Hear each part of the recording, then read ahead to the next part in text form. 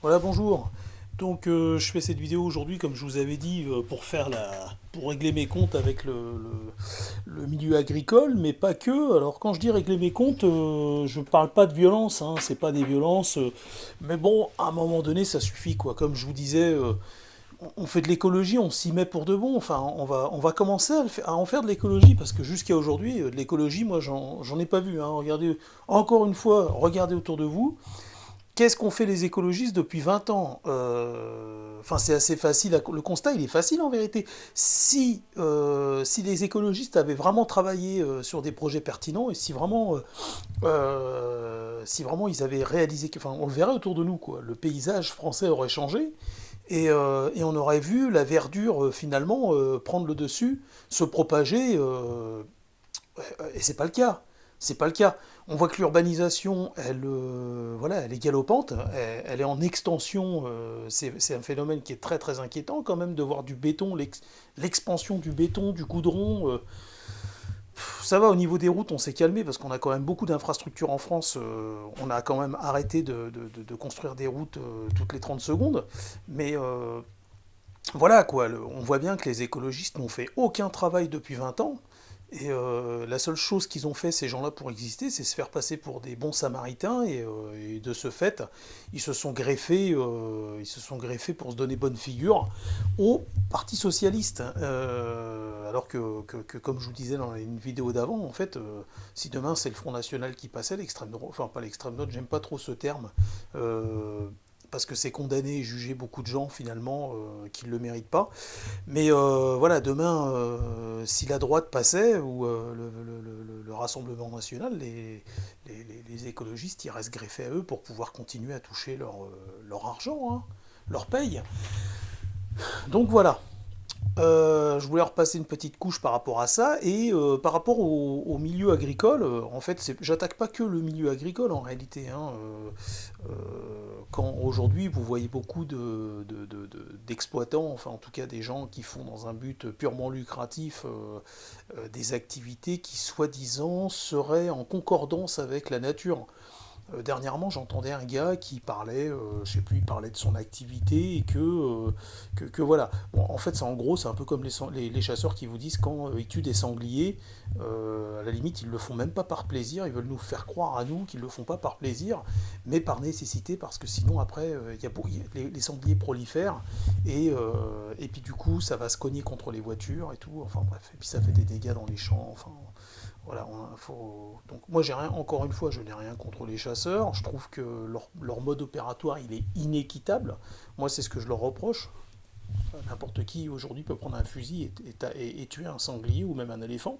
Il n'y a aucun mérite à ça. Pour moi, j'aurais plutôt une chasse à l'arc ou à l'arbalète. Pour moi, il y aura plus de mérite quand même. Bon, enfin voilà, ça aussi c'est dit. Donc, à l'instar des chasseurs, on a ces gens qui font de l'agriculture, qui font pousser des pêches, des abricots, des poireaux, tout ce que vous voulez, et qui vivent de ça. Alors, je sais que c'est des gens qui sont très courageux, hein. Moi-même, je vais vous dire, hein, je pense que c'est des gens qui sont encore même plus courageux que les pompiers, hein. Ou en tout cas, c'est au même niveau, hein. Je mets les agriculteurs au même niveau que les pompiers et que les médecins urgentistes, parce que c'est des gens je dis pas que ce sont des exemples de vertu dans tous les domaines, hein. Ils sont imparfaits comme ce ne sont que des hommes. Mais en contrepartie, c'est vrai que c'est des gens qui sont très très très courageux. Et le courage, pour moi, le courage, il se démontre dans la longévité, hein. Par exemple, moi, je suis quelqu'un qui est très courageux, mais c'est éphémère. Enfin, c'est éphémère. Je vais vous en donner du courage une fois de temps en temps, hein. Voilà. C'est pas par manque de volonté, c'est parce que voilà, je suis comme ça. C'est comme ça. J'aime bien me reposer aussi pour me redonner de l'élan. Mais on voit par exemple, je serais pas, enfin moi par exemple, je serais pas capable de faire pompier ou médecin urgentiste, d'être aux aguets comme ça constamment et puis d'être à la merci du destin. Enfin, je trouve que c'est très très usant et enfin, faut être là quoi, faut s'engager, faut s'engager et tenir ses engagements, et ça c'est vachement difficile hein, sur la longévité. Et c'est vrai que les agriculteurs, moi je les respecte pour ça, parce que c'est des gens, et les éleveurs aussi, hein, c'est des gens qui dans la longévité ils sont très très courageux. Hein. On dit, on peut être mauvaise langue et dire oui mais c'est par appât du gain, c'est l'argent qui fait que... Euh, non, parce que à un moment donné, même quand vous gagnez beaucoup d'argent, même si vous gagnez bien votre vie, à un moment donné, quand biologiquement vous pouvez plus suivre, vous allez vous arrêter, hein, et donc l'argent, vous allez arrêter d'en gagner pendant quelques temps.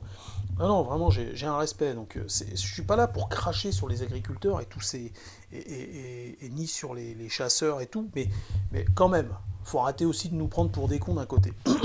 On a des gens quand même qui chantent leurs propres louanges, quoi. À un moment donné, c'est pas crédible.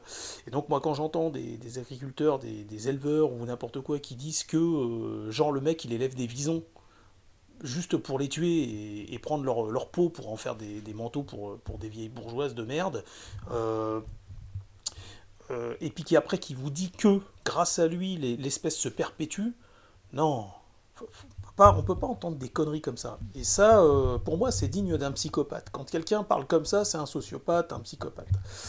D'ailleurs, un sociopathe, c'est quelqu'un qui fait du mal aux gens, qui est capable de les pousser au suicide. Et un psychopathe, c'est quelqu'un qui n'attendra pas, hein, qui va aller directement poignarder la personne. Et donc quelqu'un qui enferme des animaux comme ça en cage et qui, dans un but en plus par-dessus le marché purement lucratif, pour moi, c'est dans la catégorie des psychopathes. On est dans la catégorie des psychopathes.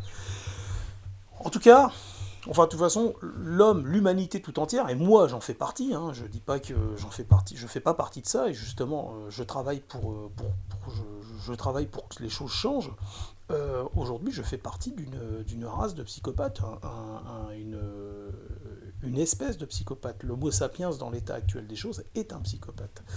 En tout cas, l'agriculture est aujourd'hui, à l'échelle où elle est faite, à l'échelle où elle est pratiquée, et elle est néfaste pour le monde et elle contribue au réchauffement climatique. Pourquoi? Parce que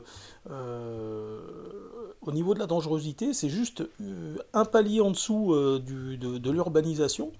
Parce que quand vous défrichez les forêts, vous les rasez complètement, euh, du coup vous vous retrouvez avec de la terre qui est à nu, et quand bien même vous faites pousser vous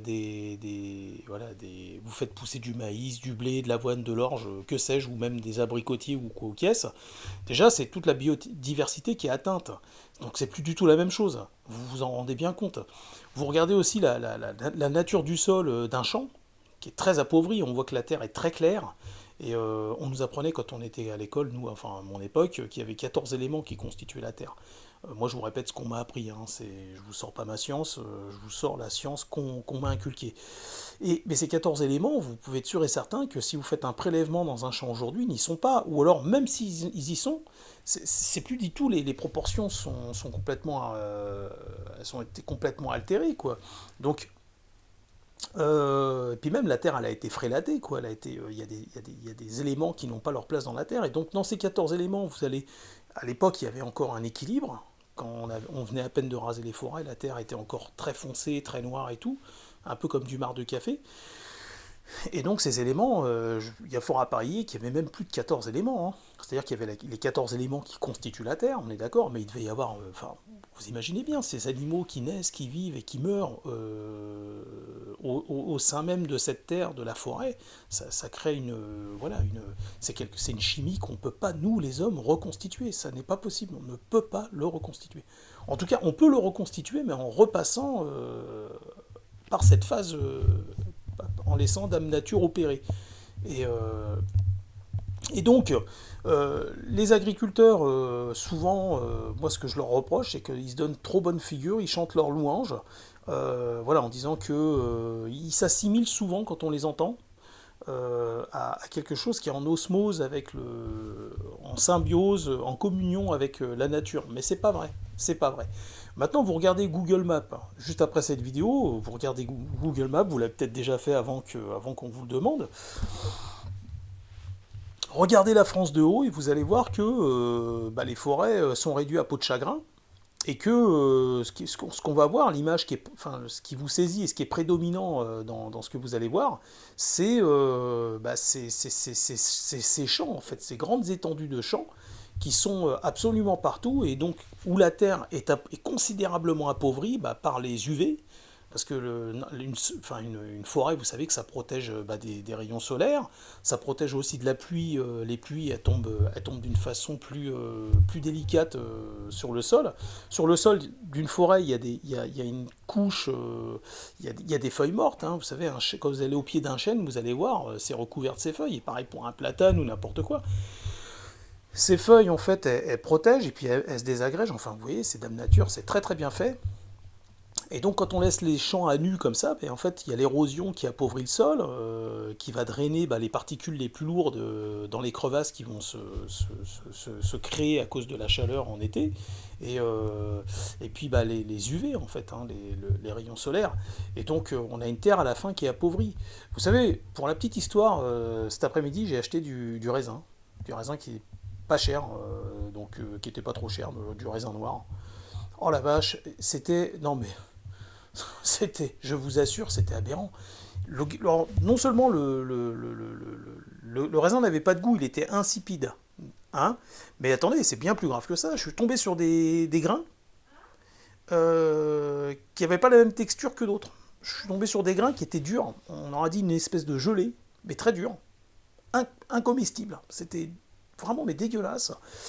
Et d'autres qui étaient d'une autre texture. En fait, chaque grain avait sa petite, enfin son truc. Enfin, c'est du grand n'importe quoi. Ces raisins qui ont été trafiqués n'ont même plus de goût, quoi.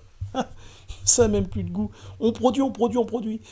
Pour avoir du raisin toute l'année, si c'est pour avoir du raisin qui a pas de goût, fallait pas faire ça. Hein, fallait laisser le raisin tel qu'il était. Hein. Donc j'ai mangé aussi des prunes. Euh, C'était pas terrible. Il y en avait, c'est incroyable, hein, les prunes, il y en avait sur, euh, une sur 4, sur 5 qui avait du goût en fait, qui avait un semblant de goût. Et la plupart étaient pareil, insipides. Et elles étaient même acides. Alors que moi, je me souviens, sur les pruniers qu'on avait à l'époque, il y a une trentaine d'années encore, des Reine Claude par exemple, ou des Mirabelles, mais c'était un régal.